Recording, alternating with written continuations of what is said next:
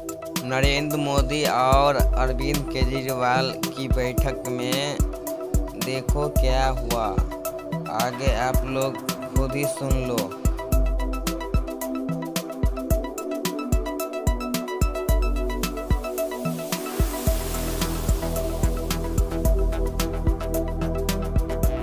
मेरा विश्वास है देश में अगर कोरोना के खिलाफ एक नेशनल प्लान होगा तो हम सभी राज्य सरकारें और केंद्र सरकार मिलके इस दिशा में काम करेंगे।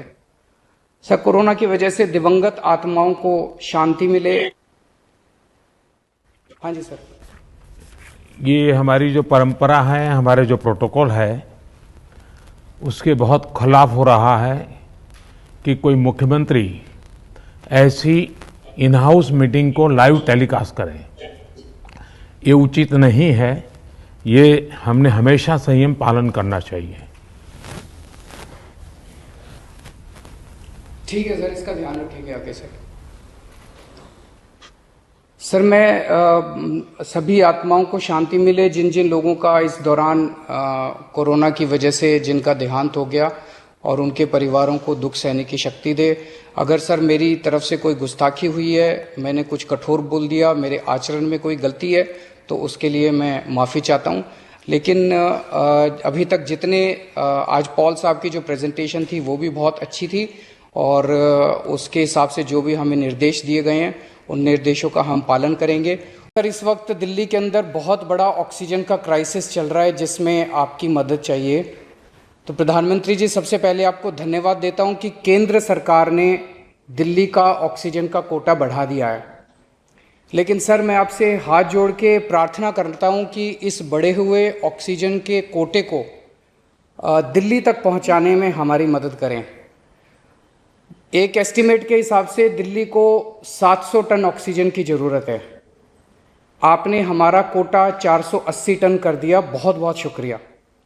लेकिन पिछले 24 घंटों में इस बढ़ाए हुए 480 टन में से भी केवल 350 टन ऑक्सीजन दिल्ली पहुंच पाई है।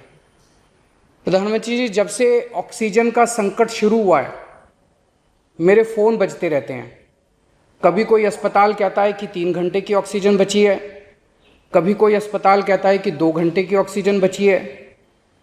हम कारण जानने की कोशिश करते हैं तो पता चलता है कि पीछे किसी राज्य ने दिल्ली के लिए ऑक्सीजन लाने वाले ट्रक को रोक रखा है। हमने मदद के लिए केंद्र सरकार में कुछ मंत्रियों को फ़ोन किए। शुरू में उन्होंने खूब सहयोग किया सर, लेकिन अब वो भी बेचारे थक गए हैं। सर, देश के संसाधनों पे तो 130 करोड़ लोगों का अधिकार है ना। अगर दिल्ली में ऑक्सीजन की फैक्ट्री नहीं है तो क्या दिल्ली के 2 करोड़ लोगों को ऑक्सीजन नहीं मिलेगी?